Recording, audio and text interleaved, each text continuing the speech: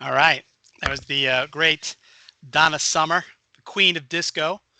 And we use that as an introduction for today's show. Let me see if I can pull it up because I got to get this right here. Dr. Renee Freeman Butler, who is retiring this month from her role as the Administrative Executive Officer and Special Assistant to Vice President for Strategic Initiatives and Transfer Services Director after 35 years at LaGuardia Community College. Welcome to the show, Dr. Thank Butler. you. I appreciate you having me here. Yeah, I appreciate you coming, because I know you've already retired, so you're coming back on your own dime, so to speak, to be here. But yeah, I wanted to open up because I attended your retirement party, and dance was such an essential aspect of the experience that I felt it was important. I went looking for dance, and I don't know why I went so far back. Maybe because I'm an old man and I don't know any new dance music. But that was like, I don't know about you. That's your phone call? Are you calling me? No. Let me just shut it off. Yeah, go ahead, shut it off. Whatever's going on. Okay. Uh, yeah, I don't know. I mean, you don't have to give away your age, but I mean, I was at the height of the disco era, I was coming up, and even though I was at the time, I wasn't a big fan. Now in retrospect, that music for me, like I would much rather listen to some of those songs than a lot of the stuff I was listening to then, Yeah. because it takes me back. And I don't think, again, it's interesting because I don't think people who did not come up during that time cannot understand the phenomena that Donna Summer was, right? Right. I agree with that. She kind of encapsulated the whole scene. But anyhow, the show's about you, not about Donna Summer. So let's start. I talked to you a little bit about the format, and I wanted to start with you talking a little bit about your background and your studies, and your life before LaGuardia. Okay. So my tenure at LaGuardia being actually 38 years, it means that I came to LaGuardia when I finished college. And so completed my master's degree. I went to QC, so I'm a Cuny graduate. Queens College is my alma mater. I did my undergraduate study there, and I also did my master's and postmaster's. My education background, I did a double major at that time, both in education, early childhood and elementary education. So I'm a New York State certified permanent teacher, um, and also speech pathology. And so part of that, kind of relates to some of our students' experiences because in the field of speech pathology, you can't practice until you have a master's. So I got accepted into the program at City College, and they offered me an internship at that time at Sydenham, but they were only going to give me a stipend of like $3,000, and I needed to work. So I had to transfer back and do my master's in education. And that's kind of how I ended up in education as opposed to speech. Postmasters in education as well, school administrator certification. So I was thinking of taking the public school route and kind of going into principalship as well as superintendent. But I ended up at CUNY and I ended up at LaGuardia. And I came in as a teacher in the Early Childhood Learning Center program, which at that time had a whole different name called nursery school. Um, and and so coming in there was one classroom. There was one other teacher in the room with me. When she left, I became teacher director, and part of that experience was to expand childcare on our campus, but also throughout CUNY. And so I became very active with other campuses that had childcare programs, which at the time were very few. It was city. Mager had went through a whole protest march to demand childcare. BMCC came online, and we formed what was called the CUNY Child Care Council. We had support by the City University. There was the Dean for Student Affairs that was assigned to us. We also had a support from Child Care Inc., which was Child Care Inc. at the time, and the advocates throughout the city.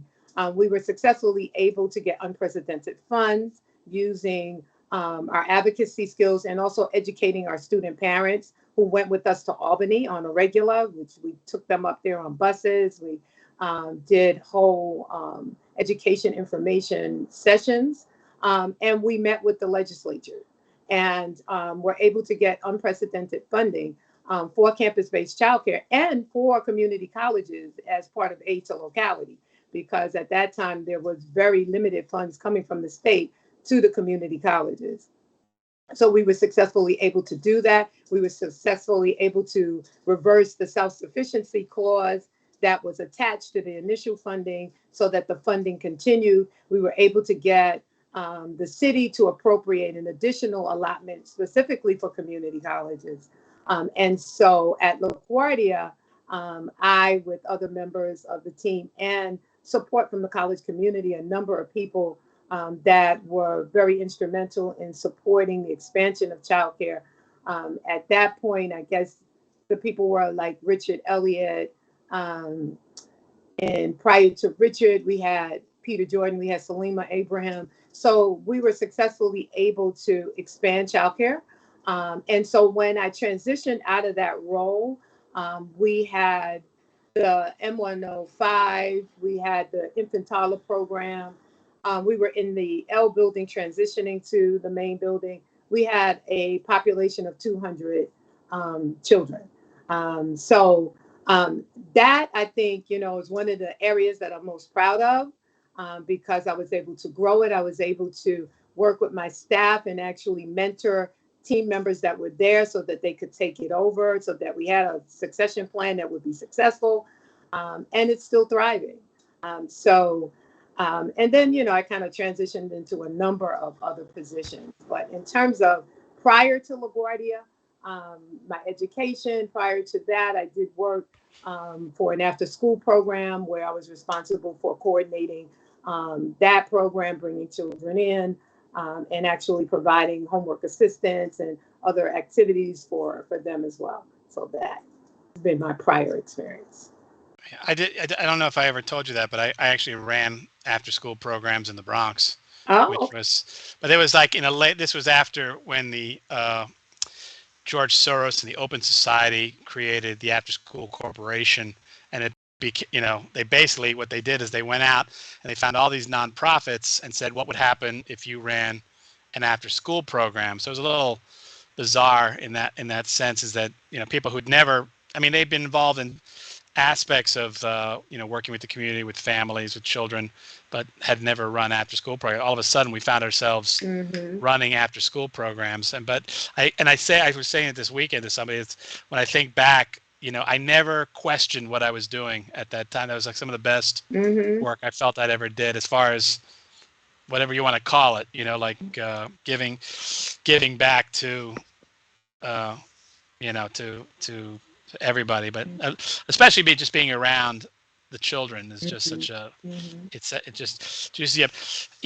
funny because, again, I told you how the breakdown was being. You're already into the greatest hit section and we haven't even gotten we're still kind of bringing. That's okay. So but we can keep going. The one thing I was going to say too is I don't think that every CUNY has childcare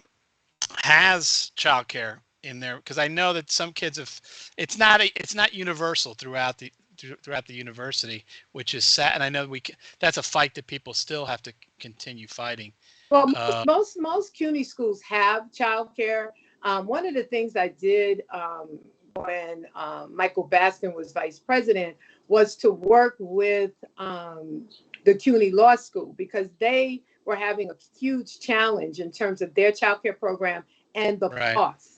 And if you look at, what it actually costs per child in a childcare program, is exorbitant. And so their costs were somewhere in the 200 to 300 a week range.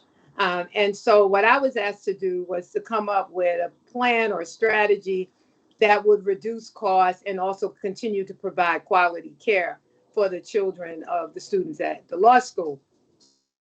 What I came up with was a merger, because the size that of the population that they had, and the space and the requirements that New York City has for staffing and teachers would not make it cost effective for them to run it themselves. And because LaGuardia was so close, we were able to negotiate an MOU, and they were able to allocate funds to us at LaGuardia for our child care program to support their children coming to us. So at this point, that's how the law school's child care program is operating under the auspices of LaGuardia.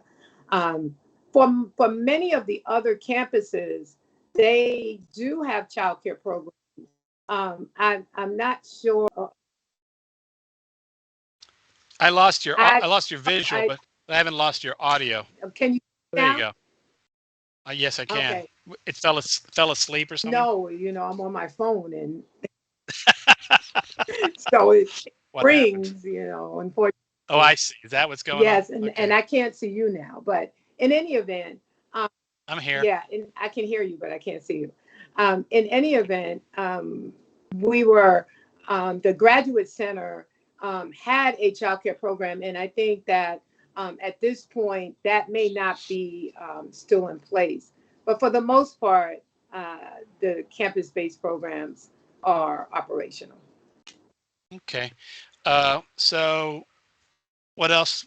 Talk about some of the other roles you found yourself in at LaGuardia. So, so when I transitioned out of the the executive director for childcare, um, I was asked to step into a role that was called Director of Student Services Cluster.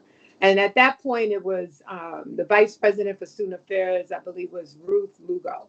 And what that encompassed was overseeing several different areas. They redesigned how counseling was going to be um, provided in terms of services. And counseling at that time was a combination of things. It was both advisement as well as personal counseling support for students. But it all fell under the umbrella of counseling, which fell under the counselors were actually faculty.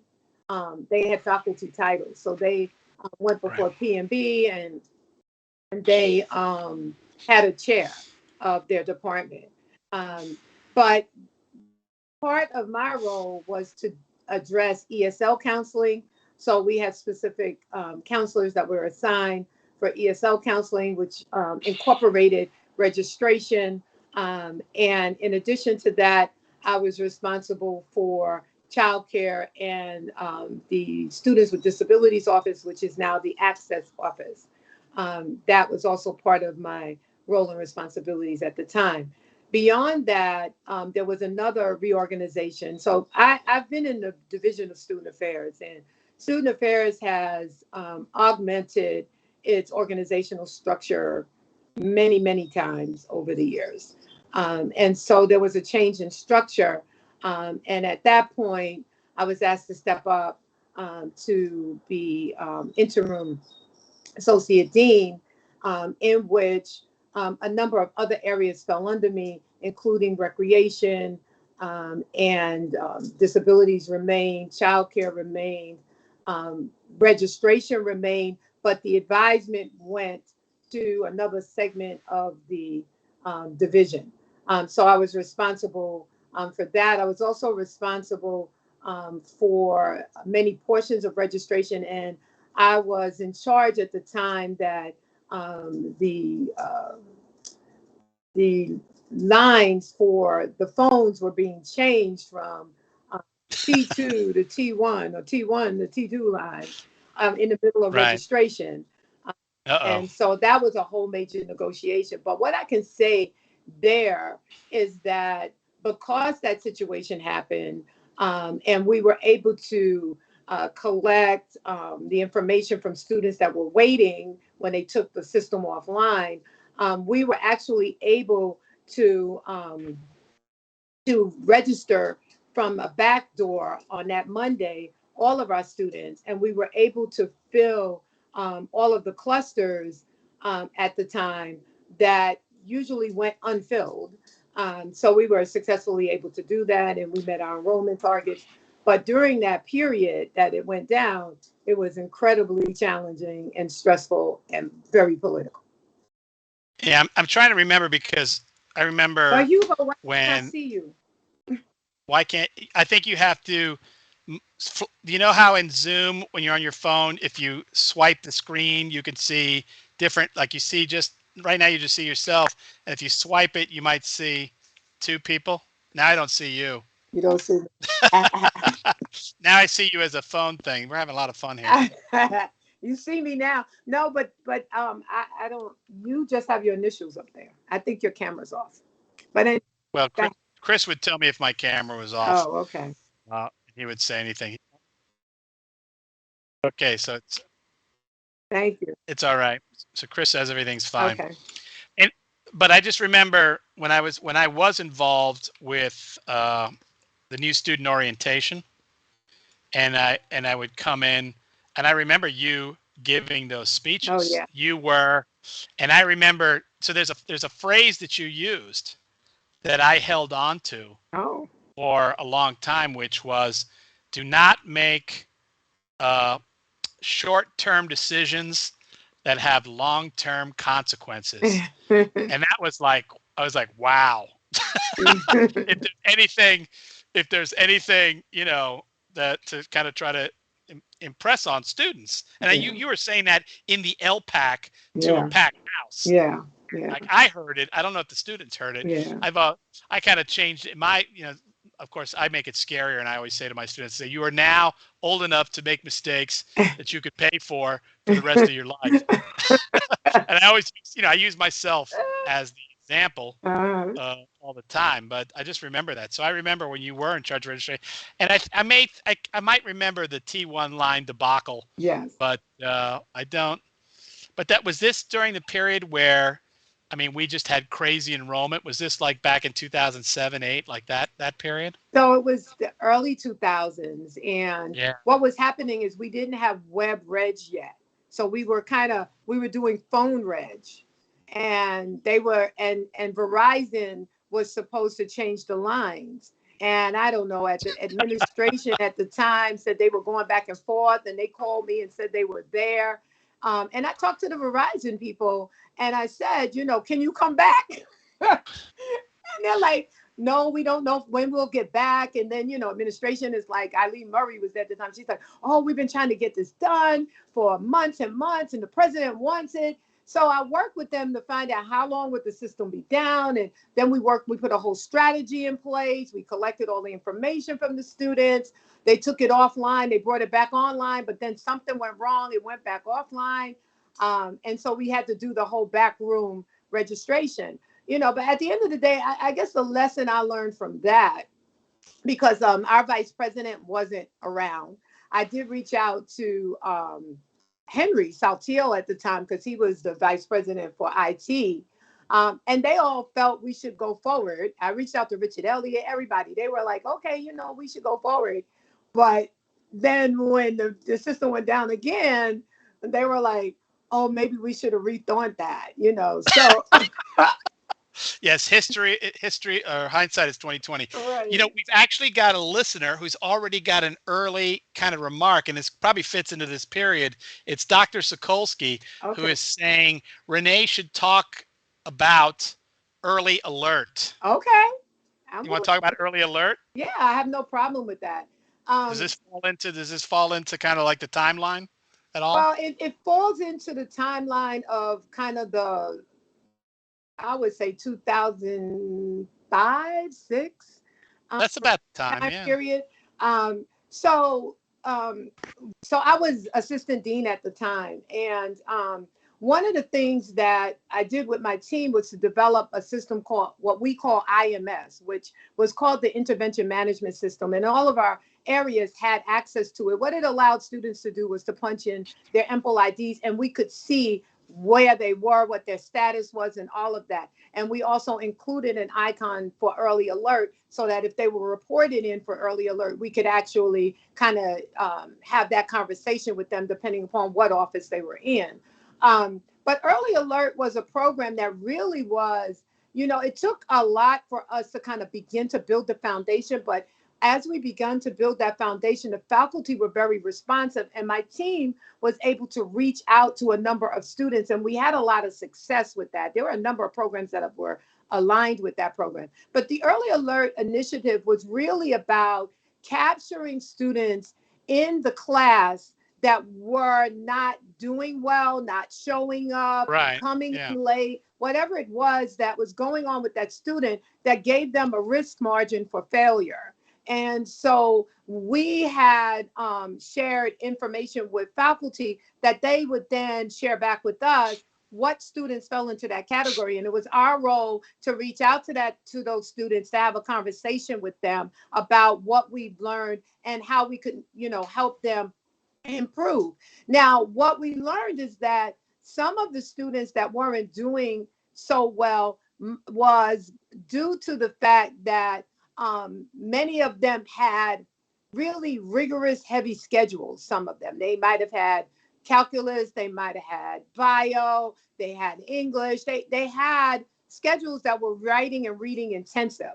And so when we looked at their schedule and the course that they weren't doing as well in, we looked at whether or not we could actually drop it for the semester. So the goal was that they needed to report this information to us prior to the last day to withdraw, so that if that wasn't a viable option, we could do it. The student could withdraw and pick that course up in the 6-week session where they're not being so inundated with the other coursework that they had. We saw a lot of success with that. We also saw that as part of that initiative, we were expanding the number of faculty that were responding, because that had always been a challenge with other schools that did Early Alert, that they didn't get a real faculty response to really get the program going. LaGuardia, before they decided to, I guess, not continue supporting it, had a 45% faculty response rate, which was excellent. And so the number of students that we were able to either give tutoring, that gave rise to what is now the SGA Tutor Hall. So part of what I wanted to do there was to actually get funding through the College Association fees, so that we could use that to provide more direct tutoring and supplement some of the tutoring that was already in place, academic tutoring that was already in place under academic affairs. And we were able to do that and really target where the deficiencies in terms of the academic deficiencies were that the students had. And that area was something that was run by Rosie. So now, how is Rosie pronounced her last name? I forgot. Rosie Z, who is now, because I can't get that pronunciation. I'm sorry, Rosie. But yeah, she was the one that, kind of oversaw that with Astrid Niebles. And they did a really good job. We tracked it, we kept records and all of that. But Early Alert, I found, is an important tool in the college's toolbox to engage students early on in the process, so that they're not having a direct impact on their academic record and their GPA. And so that was something we were successfully able to accomplish during that time period. Yeah, I thought that, as I remember it, I think all the faculty had to do was press a button in the attendance. I think it was through the attendance. Like, you pressed a button. I think it might have asked you, like, what's the issue, not coming to class or whatever it was. And that's how it would engage. So that was the later. So our what the Early Alert that we built earlier was a little more comprehensive. So when they transitioned, they did it through attendance. The challenge, I think, there becomes, how are they following up with the students, and do you see any change? For us, we kept records, and I'm not sure how the data supported any impact for students, but that was a later change. That happened later, where they did once we went online with attendance and all of that, then that's when that part of it was implemented. But the initial Early Alert was really a lot more comprehensive. It identified from faculty what the concerns were, and we actually followed up with students directly, and specifically to what we saw the response back from faculty were. And we made recommendations for students around what they needed to do to address the concerns that they had, that they were having academically. I'm going to do the station break here and then ask a question about that, because I don't want to get you going again. Okay. We'll never get back. But so the show is What's Going On. I'm your host, Hugo Fernandez, here on LaGuardia Web Radio, WLGR. And my guest today is Dr. Renee Butler, who retired this month from her role as Administrative Executive Officer, Special Assistant to the Vice President for Strategic Initiatives, and Transfer Services Director after 38 years at LaGuardia. I stand corrected in my ID here. So when you say we in that discussion of the early alert experience, who was the we? Who was doing all that work of interfacing with students? So we were my staff. So all of the staff, all of the diverse offices. So campus life members. There are a number of members who are no longer there. Right. It was campus life staff, of which we had, I want to say, 8 people who supported that effort, but also supported BMI, because the BMI its initial start at LaGuardia came from the grant that I wrote, and my team supported BMI, and we worked with the Office for Students with Disabilities. We worked with faculty, and we worked with staff that I had as part of the Student Affairs Division Vice President's office. So we were the ones that were doing the outreach effort in terms of reaching out to students, contacting them, and bringing them to fold and having that conversation with them. So that's who the we were. The Student Services Cluster people as well. Great. Yeah, by the way, BMI, Black Male Initiatives. Yes.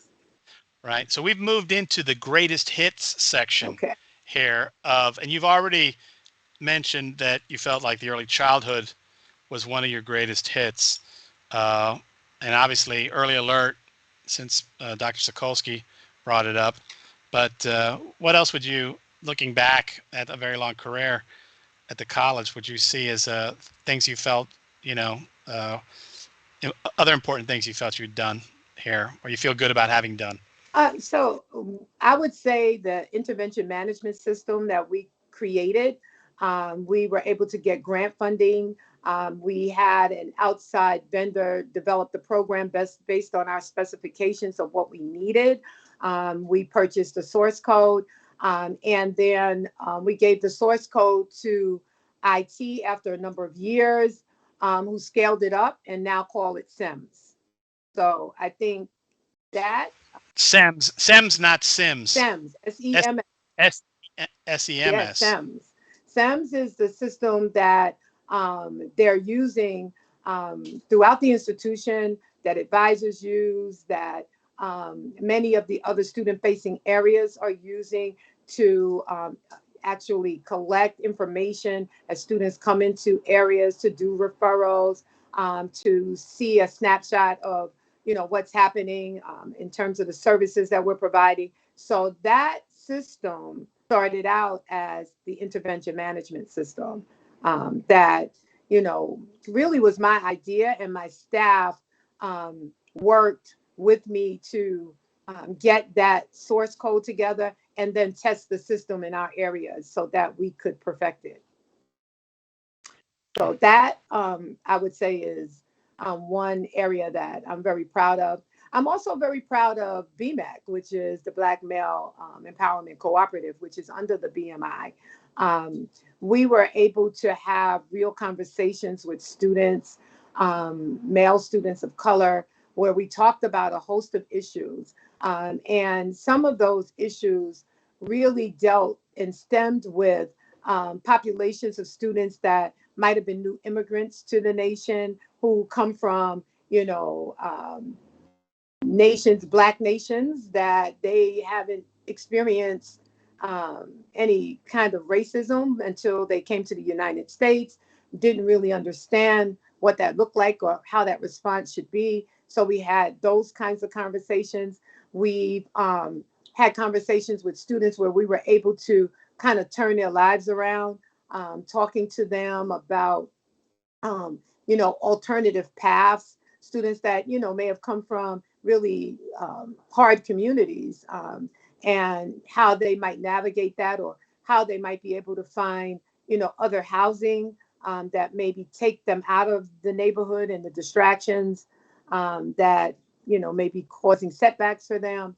And so I found that, to be very rewarding, and to also be a place where I felt that, I really made a difference and I could see it. I could see the difference that, was being made on the IMS side, the SEM side. I actually got a professional award for IMS from NASPA, which is the National Association for the Supervision of Student Affairs Personnel. And so I felt good about, receiving that acknowledgement. ISM is the is IMS was the intervention management system that right, exactly. Okay, was brought to scale and renamed SEMS. Yeah. right on. Mhm. Sorry, it's a lot of A lot abbreviations of to keep track acronyms. of. I know. I know. Not abbreviations. Yeah, I always mix that up. Not abbreviations, acronyms, Yeah. whatever. Okay, sorry. No worries. So I think for me, there were a number of things that I feel made a huge difference in the college's momentum, as well as in my own career, some of them that I've already named, um, but also students. Being able to have those conversations with students and hearing what were some of their challenges, and then actually being given like the creativity, innovation rights to think through that and come up with real strategies and programs that we could implement and test. And I, having been at LaGuardia 38 years, I have known every president that the college has had. And even Right. though President Schenker wasn't there for a long time, but what I found him to be was a person that really respected um, what people brought to the table, no matter what department or division you were in. He was able to acknowledge and highlight the work that people did. And what I found is that it really motivated people to do more. And he encouraged that and supported that. And was quite transparent in his style. And that doesn't mean he shared everything with the college community, but what it did mean, at least what I took away from it, is that he educated people, helped them understand, the links in the chain, and so that you understood where your link was and what impact that had on the institution, the students we serve, and the college community as a whole. So I think LaGuardia's legacy was built on that premise. And I think that's part of why, people like Roberta Matthews was able to really come and fully develop the work that she developed at the institution, and really have it kind of continue to live, and why, a lot of what we were able to accomplish was accomplished because the foundation was set in such a way that encouraged that type of leadership and creativity development, and on some levels risk taking.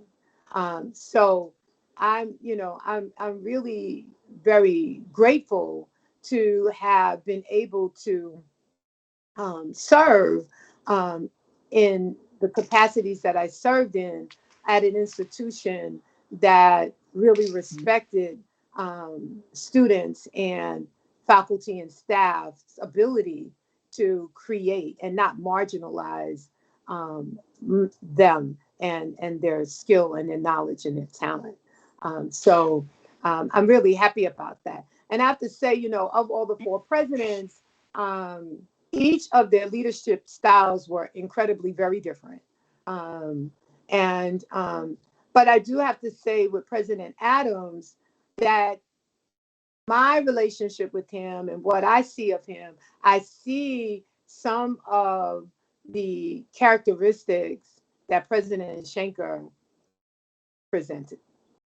Yes, he's very much about we're all in this together. We're all equals in the process, and everybody's role is as important as everyone else's. Yeah. You mentioned Roberta Matthews. Mhm. Tell me about her because it's not coming to me or I never knew who she was. So Roberta Matthews actually kind of served as, I want to say, interim president or executive while we were in transition. Um, and she, Between who and who? Between who? between Bowen and Gail, Gail. Okay. right? Gail Mello. Okay. And she came at a time where they began pushing assessment. Um, and she really was a person who kind of focused on that, as well as I'm kind of blanking on the name of um, the not the peers, because it was, we did away with it. You remember that, Hugo? What's the name of it? With what? What do we do away Remember with? we had the cluster of courses, the three, Right. what do you call Yeah. that? I forgot. But she, Uh, I don't know. I want to say community clusters, but it's not. no, It was some other kind of cluster right. that Naomi Stubbs was handling, and Phyllis Van Slick and Right. She, Coolsbergen. she All was the one who kind of formulated and brought that together. And she's done a lot of work and research around that, so that the courses were tied to each other. It was like, co-teaching, even if it was in different subject matters, so that, it was supportive, students were supportive, and they kind of kept those courses intact for the entire semester. So they couldn't drop one course and keep the other two. They had to keep right. all three courses. So Roberta Matthews she was quite instrumental in that, working with Audrey Harrigan at the time to really move forward that agenda, as well as the assessment agenda, and looking at program evaluations from that perspective. When Gail came on board, we did a lot of other things. Another thing that I'm really very proud of is co-chairing the Achieving the Dream Right. committee that we Yeah. did with and 50. So we co-chaired that. What I'm most proud about that is that it allowed us to do a deep introspection of the institution and the services and programs that we provide our students, to see if there were overlap, or whether or not the description actually reflected the practices. And I think we learned a lot about ourselves, and also what it is that we are doing that complements the student experience at LaGuardia. So that's an area that I could say I'm also very proud to have served in. Um, One other area, I mean, I co-chaired the president's cabinet under Gail, which I thought was a really good experience, because we were able to engage, like 60 leaders across the campus. That gave us an opportunity to kind of get to know each other, to talk with each other, and to develop relationships, which I think is critical to the success of any organization.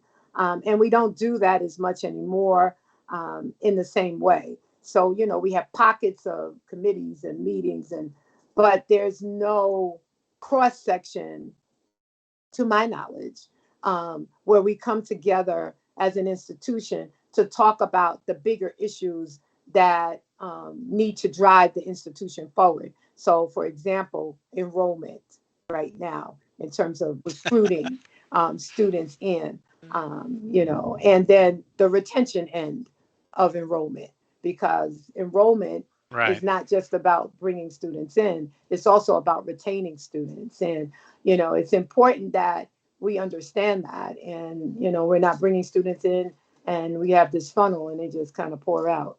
I think, that helped us focus more on some of the bigger issues and understand what some of those challenges were across the institution that might contribute to some of the concerns that we have.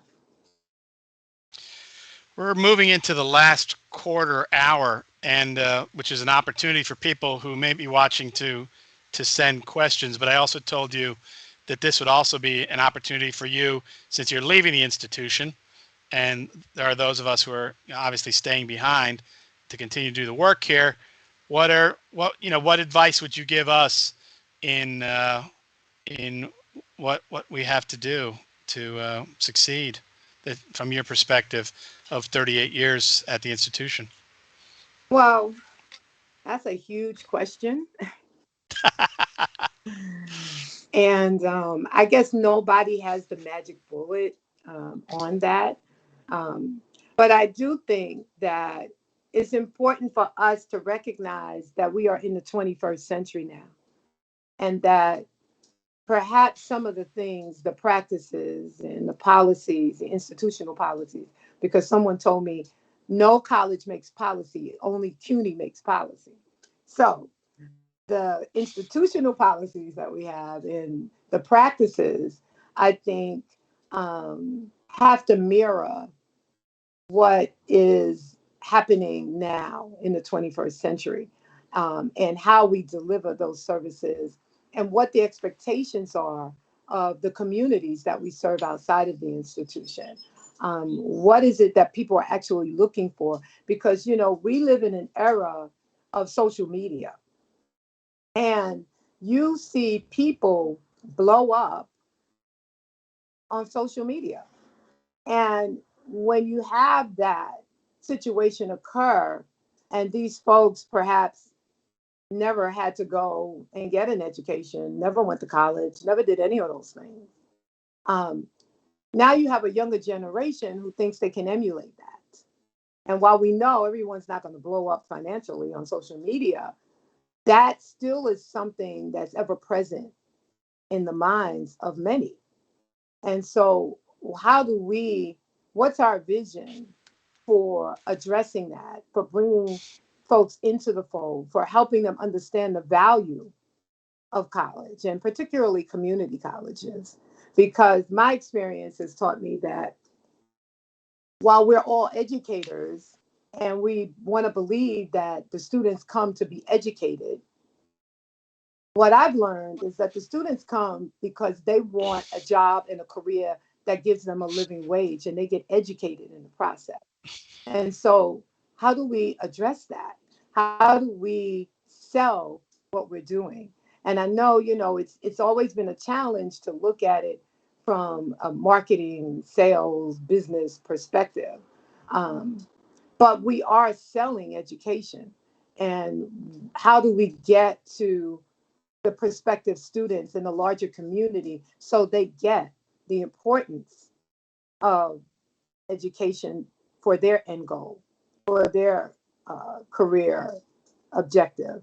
And particularly with us as a community college, where the majority of our students have to transfer to realize their career opportunity and objective, we have to be clear about what that vision is and how we help them understand that this is part of the pathway for them, so that you don't get someone who's looking to transfer before they graduate. That we use some of the tools already in the toolbox to address that, whether it's reverse transfer, whether it's e-permits, whether it's CUNY's online, BA program where students can take courses wherever, from whatever college, how do we compete as a college so that we can pull that in? How do we compete as a college so that we market the value of what we do, and align that with what the goals of the students are? So I think, vision is critical. I think we have to have futuristic thinkers and people. I think we have to hire people who have vision, and that can see beyond just the box. We need people who think outside of the box, who are creative, who are innovative, who can move us forward in ways that perhaps we haven't even conceived yet. And I think that's how we stay on the cutting edge. That's how LaGuardia maintains its legacy. I mean, right now we have a legacy and we're resting on it. We're resting on our laurels. But how long can we do that? We need to kind of push forward. So for me, it's vision, it's understanding the context that we're in, and then questioning why we believe what we believe, why we think that what we've been doing, we should keep doing in exactly the same way. Yeah, I mean, when I heard you talking about we should be hiring, I think about how difficult the job market is now. We're actually losing good people Right. because other institutions can get them, hire them away or whatever, for whatever reasons, money, opportunity. So, and I just think, I think about, well, it always goes back to baseball analogies, the farm system, that I think that we have people currently in the institution who have ideas and who have solutions. The trick is, how do we implement those ideas moving through this large apparatus of, for a good idea to get to the surface and be applied is tough to do when you've got to go through, supervisors and vice presidents, third floor, fourth floor, fifth floor. That's what it, feels like to me. A lot of times, coordinators who are, they control their fiefdoms and they have ideas about how to run things. It's tough to even as a faculty member to get ideas across sometimes to just even low level supervisors. So I don't think that's the issue. And for me, it feels almost like as if that doesn't hurt bad enough yet, though it is about to, because enrollment, whatever is being said at the very top levels, for the numbers I've seen, are much lower than I think we can live with. And anybody who looks at their CUNY First class totals are going to tell you that, particularly anybody who's doing face-to-face. Mm-hmm. But I think we have good people here and they need to be retained, but they have good ideas that need to be implemented. How you get the people in charge to allow that to happen is probably the most difficult thing. But I don't know about we're not going to hire a Steve Jobs and bring him in because we can't pay Steve Jobs. And I'm not suggesting that, but what I am saying is that, and I'm not suggesting we don't have good people at LaGuardia, but what I am saying is we are hiring people, and that the people that we hire, we need to kind of screen for certain characteristics that might be helpful for us to move forward. That's what I'm talking about. And what you're raising is really about organizational change, right? Because I mean, and that's something that fits within the college's ability to do. So that's why I said, what I liked about the president's cabinet is that it brought a cross section of leaders together to talk about real issues, and from each perspective, how we begin to address and resolve that. We don't do that. So that's why things kind of get stuck, because they're not moving anywhere. So that's about actually looking at the organization and figuring out, how do we make this ship run better? How do we kind of uncover and unsurface some of those ideas? I mean, so, for my 38-year tenure, that was something that we did. We were successfully able to do that under Schenker, even under Gail. I mean, we were able to really kind of move that forward. So, I think it's important that we not limit ourselves to what is. That's all I'm saying. that Right. we need to question why we do what we do the way we do it, and is there a better way to do it, and get it done, because that's the only way we're going to be able to kind of think through how we move the needle. I mean, when you look at our graduation rate, that was an intentional focus under Gail to move that Right. needle. Because prior to that, we were like at 20% maybe, um, graduation. And 26% or 28%, wherever we are right now, doesn't seem high to a lot of four-year colleges. But Right. it is really good for most community colleges. I mean, we're kind of at the top there. Nationally. And yeah, and I mean, although when you think about it, 28% of the students that come in are the only ones that graduate. What's happening into the rest? Are they all transferring Right. before? Are they dropping out? What's happening with them? So, I mean, those are questions that, yeah, really require some answers. And, it's not outside of the college's ability to delve into that and determine how do we make these changes happen. So that's what I mean. I don't mean that we don't have good people, because we absolutely have good people. Yeah. And And I didn't mean to suggest that. I'm just saying I don't know if we can hire our way out of this problem. no, But I know but I do like what you're saying, which is, and I'm actually going to be involved with a search very soon. So how do you screen for novelty, right. for For the novel creativity, mind? right. Yeah. Right. For innovation, That, thinking and that would outside be of the good. box. How do you do that instead of, and I mean, I was Right. on this on two, well, I was on one search, and one was, um, to kind of do a screening of people that were already recommended forward. And, part of it is, if you ask them a question and they give you the same answer of things that you're already doing, then how do we take it to the next level? Yeah, I hear you. So yeah. By the way, we're running out of Okay. time. We've got a couple of minutes to say any last words or goodbyes or thank yous that you would like to share. So I want to get Rosie's name right. So it's Rosie Kershowitz.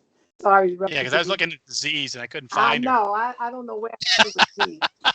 That just like popped in my head. Right. But I really just want to say thank you to everyone that I've worked with, and in particular, the staff that were part of my team throughout my history. Some whom are no longer there, and some who are still there, and as well as the college community as a whole.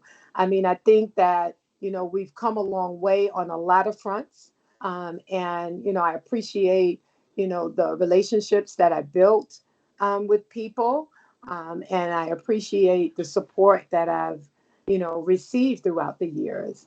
And LaGuardia will always be a very special place for me because I've worked there so long, and I've seen its transformation on many fronts. And so it's a place that I will always keep near and dear to my heart, and will miss. And you will be missed. No, thank you, Hugo. You know that. We're going to leave it there because we've run out of time, and I want to leave a little time for some music. Okay. So I just want to thank my guest today, Dr. Renee Freeman Butler, who retires this month from her role as Administrative Executive Officer and Special Assistant to the Vice President for Strategic Initiatives and Transfer Services Director after 38 years at LaGuardia Community College. The show is What's Going On, and I've been your host, Hugo Fernandez, here on LaGuardia Web Radio, WLGR. Thanks for watching. Thanks for listening. And Mr. Pope, take us out on an up note with Sly and the Family Stone on Soul Train. Thanks for watching. Thanks for listening.